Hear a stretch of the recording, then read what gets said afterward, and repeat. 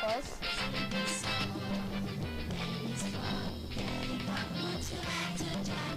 Oh yes, that is how much and more water does for us. So, wherever you are, wherever you are, water is your human right. We all need water to live. The difficulties many people face to get clean water and the solutions to this problem. I am your uncle, Faith Abutalani. Now, let's find out what Oilamora has for us.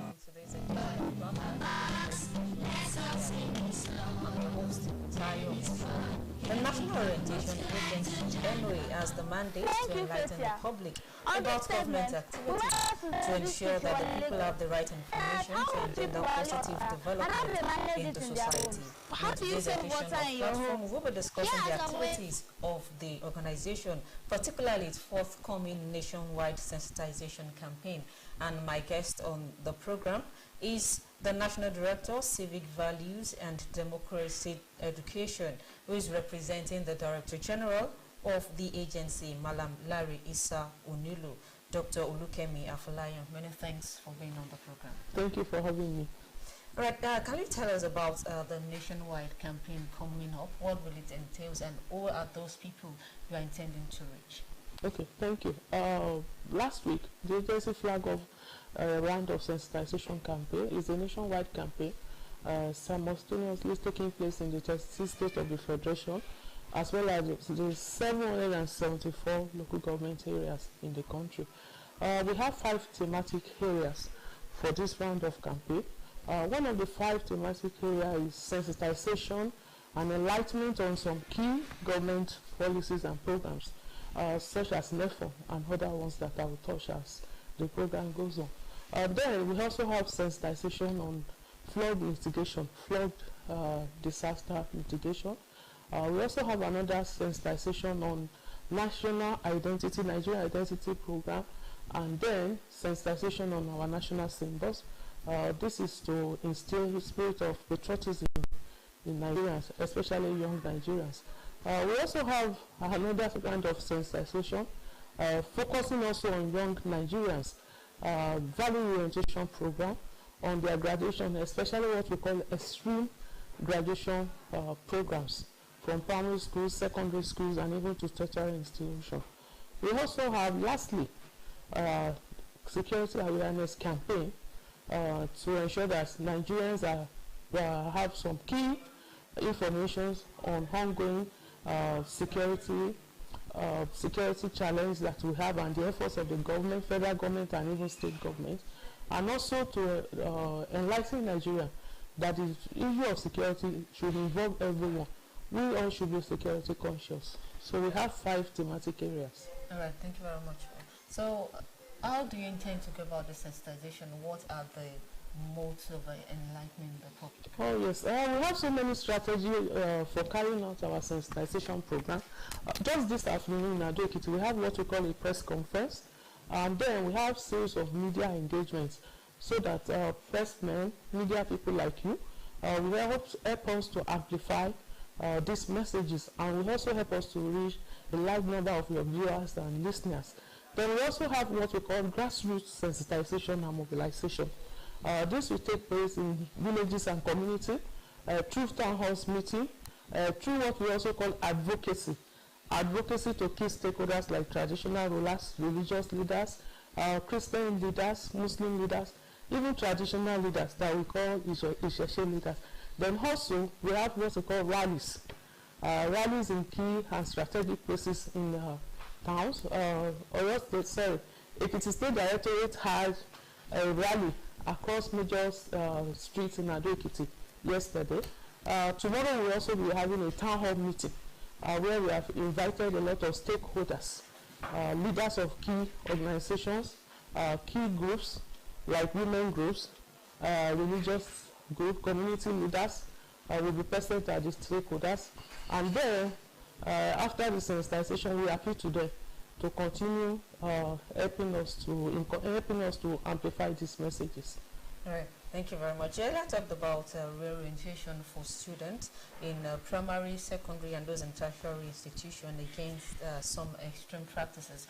And you talked about the graduation practices and all that. So how do you intend to reach this particular set of people, those young Nigerians? Okay, first and foremost, some of these extreme practices are what they call sign-out ceremony now. Is something that emerged about 2-3 years ago, but gradually is taking a very alarming and dangerous dimension. When children are graduating, very, very young Nigerians from secondary schools, even tertiary institutions, they have what they call signing out ceremony, maybe on their last day, after the last examination of papers. You see them wearing white t-shirts, then you see them writing, signing out. Friends come around to sign out on the t-shirts, but this is taking a very dangerous and alarming dimension. So of this dimension is that most of our young people are through this sign out ceremony introduced to taking drugs. Some of them will get used to drugs for the first time on the day of signing out, and some also engage in inter-groups fracas, street fights. Some also engage in what we call indecent signing out practices, such as for example, a young female graduate may have a young boy coming to sign on their breast or some parts of their bodies that portray indecency, signing on their buttocks, and you see many of them even removing their t-shirts after the signing out. All these are not part of our cultural values. They are not part of, it doesn't dignify our girls. So the agency is campaigning seriously against this. Then we also have another alarming thing in the area of education. At the end of sessions, you see schools, primary schools, secondary school, especially private schools and secondary schools. You see proprietors organizing what they call end of the year graduation ceremonies. You see a child graduating from KG1 kindergarten to primary schools. You see the school organizing an elaborate graduation party for them, where they will ask their parents to pay exorbitant fees for academic gowns. And then this is exploitative. Aside the fact that it's exploitative, it's not a values that we encourage young people to work hard. So the agency is campaigning seriously against this, and we are glad that it's leading. We are having positive result and feedback.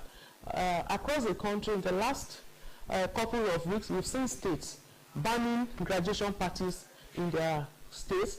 We also see states banning signing out ceremonies in their state. So I'm using this opportunity to call on Ekiti State government to please join us in this campaign against signing out and extreme practices, and also exploitative graduation parties. So I'm calling on the state government to please ban graduation parties across primary schools, secondary schools. Then they should also assist join the agency in banning out signing out practices in the state. All right, okay. Like I earlier asked you that how do you want to reach these young Nigerians, especially those in the higher institutions? Those in the higher institutions, we have what we call interface interaction with them.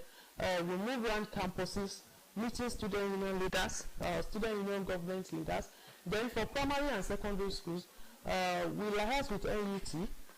We will also have what we call association of proprietors of public private primary school and secondary school. So we meet there. We also meet parents' bodies. Like I told you, we are having a stakeholders meeting tomorrow. I'm sure at the stakeholders meeting, we have many fathers and mothers of these children at the gathering. So through them, we send message across. We dissuade them for paying or participating in graduation parties. And then we also have forums where we meet young people. I'm sure at the stakeholders meeting tomorrow, there will be representative of the National Youth Council.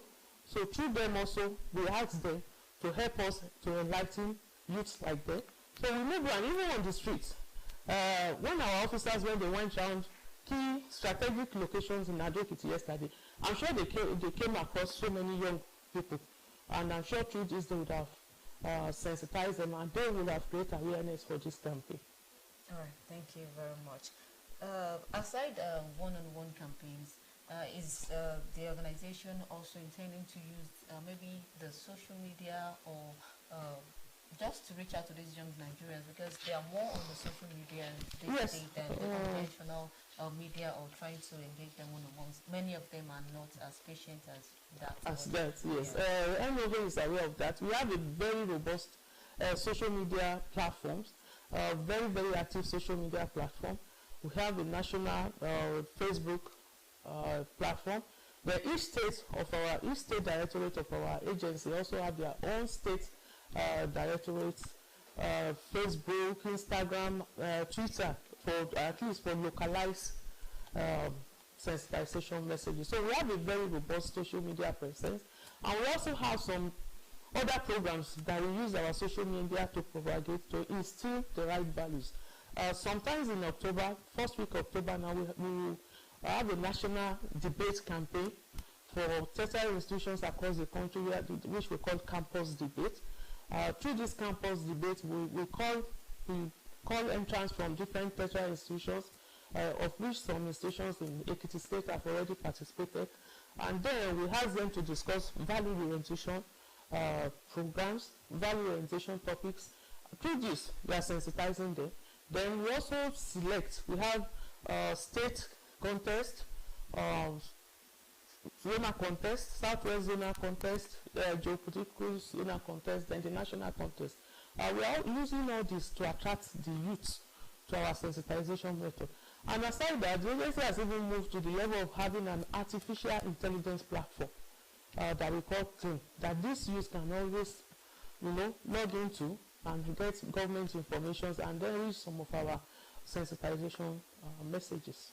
Right, thank you very much. Still talking about young Nigerians, one of the improvements by this present administration is the introduction of the Nigerian Education Loans Fund, and that's NEL Fund.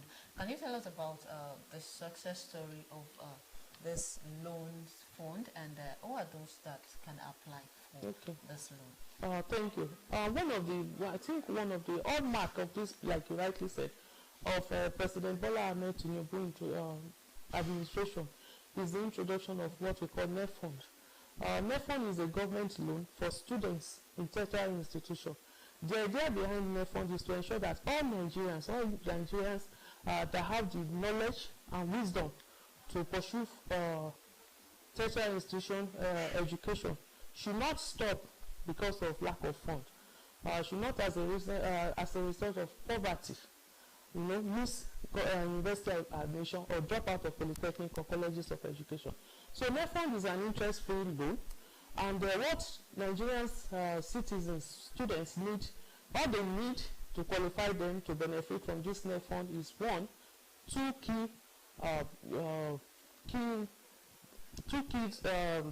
requirements. One is the NIN. They must possess NIN. The NIN is to identify them as Nigerians, to ensure that government is giving out loan to Nigerian citizens and not people from neighboring countries who are in the country. Then the other one is they must have admission letter of any of these tertiary institutions.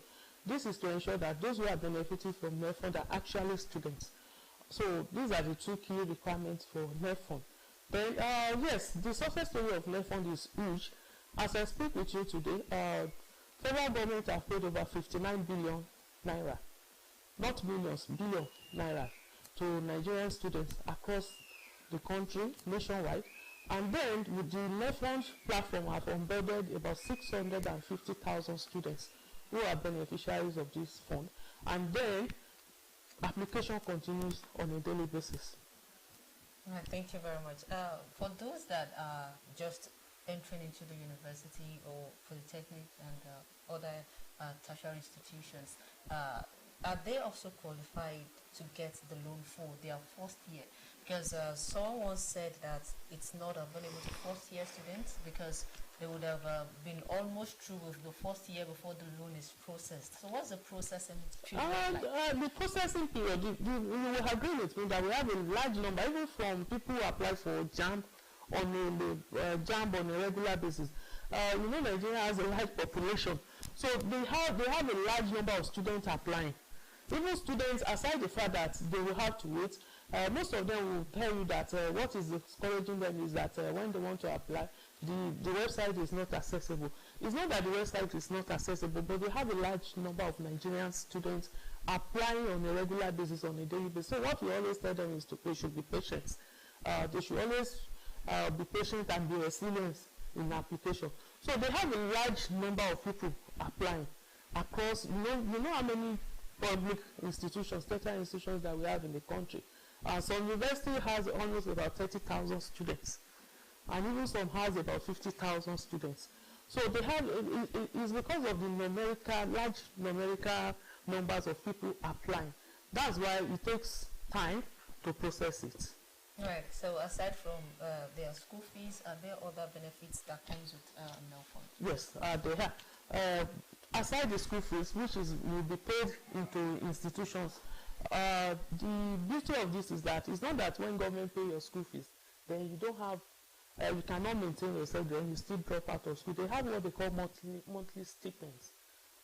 If you are beneficiary of the school fees, you can also apply to get the monthly stipend. And even when there are holidays, government still go ahead to pay these monthly stipends to students. All right. So for those who are afraid, like looking at the situation of Nigeria, it's possible they don't get jobs when they graduate, and they are like, hope government will be on their necks trying to make them pay back, even though they don't have a job. So what do you have to tell this? Yes, one of the things that we do tell them is that all this information I'm passing, whoever is interested after this program should quickly log into NELFund. NELFund also have a very, very robust social media presence.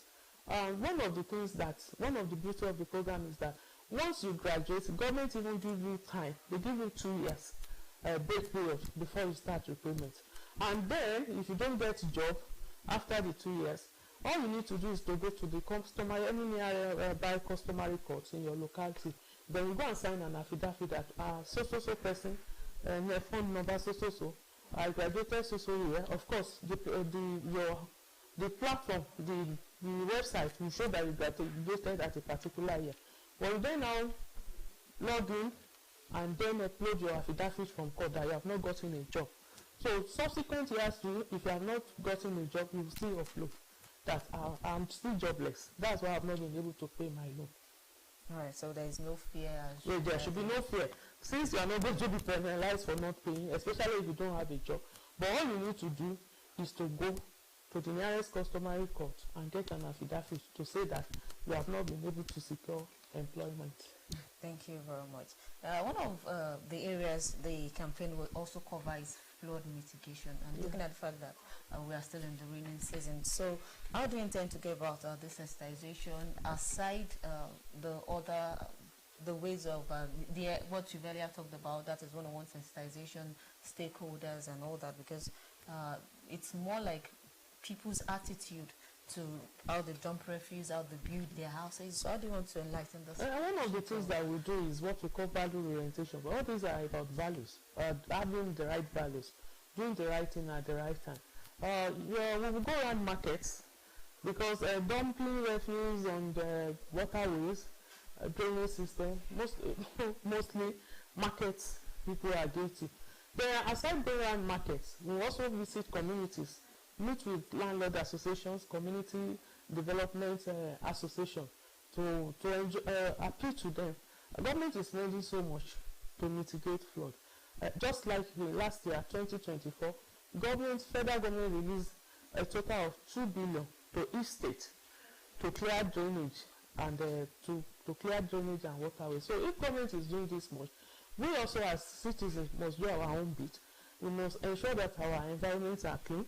Then we must, especially for those who are in living areas, when we have early warning signs from NIMET, what our officers do in those local government areas and even from the state headquarters is to inform and give people in the localities adequate, timely and accurate early warning information. But we find that in most instances, people don't want to leave their natural environment. So some of the things that we do is also to appeal to them, enlightening them on why they need to relocate if possible, so that they can mitigate flood disaster in their environment. Then we also liaise with NIMET also in case of occurrence of flood, to identify this locality, to identify the individual involved in affected by the flood, so that whatever relief material is coming will get to people who deserves it. Right, thank you very much. Now let's talk about security awareness campaigns. Can you just tell the people what the present administration is doing in terms of security and what they, as we all as Nigerians, need to do? Thank you. In recent years, government has committed so much resources in the area of security. First and foremost, I want to assure citizens of Ekiti State and other Nigerians listening that the government is aware of security challenges that we are facing across the country. NOA in some months back did what we call mapping out security challenge area and identify security challenges of each localities, because the security challenges that may be at maybe somewhere like Okitipupa may be different from what is happening in Ado.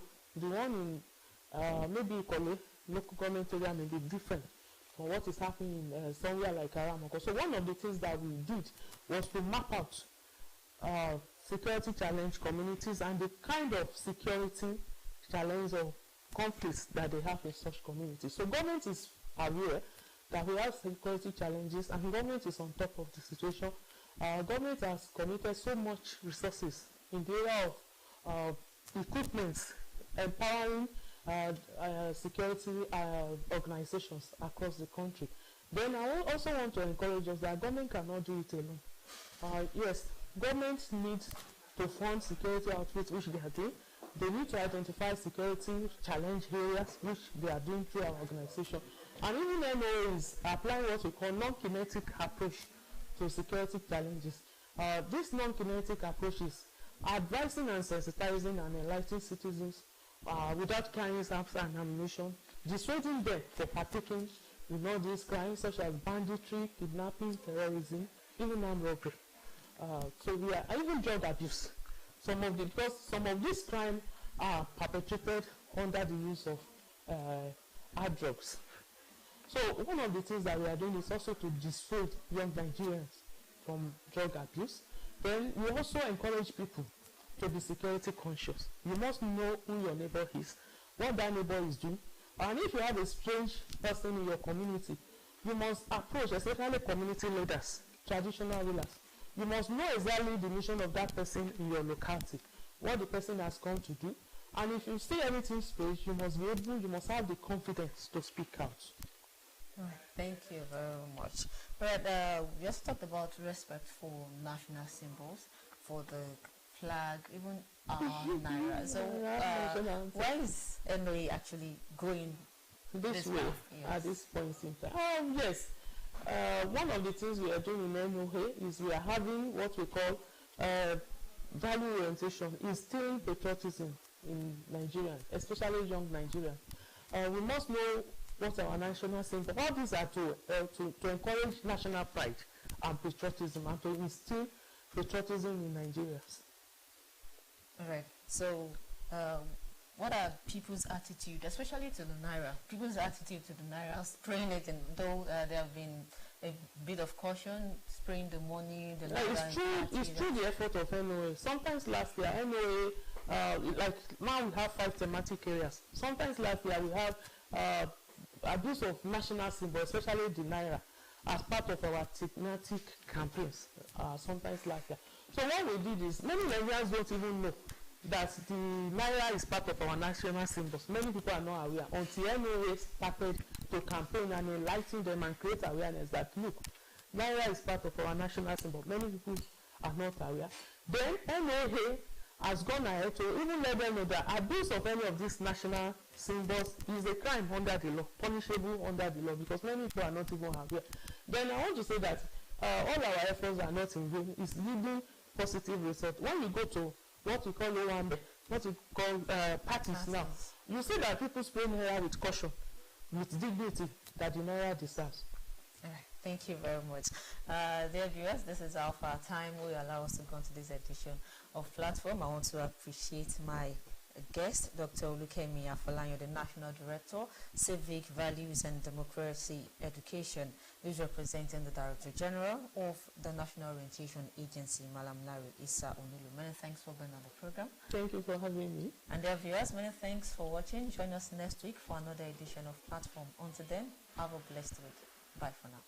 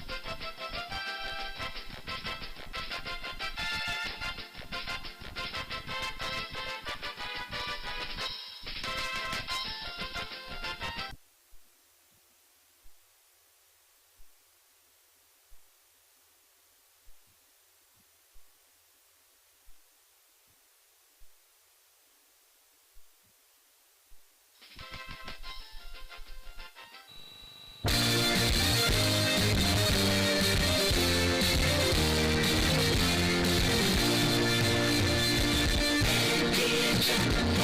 Ado Ekiti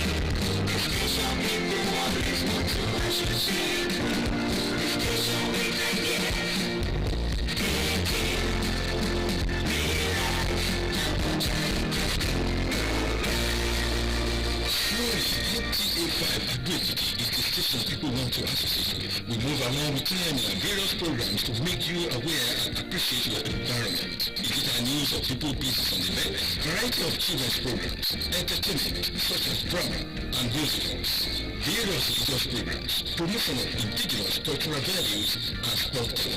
Name it.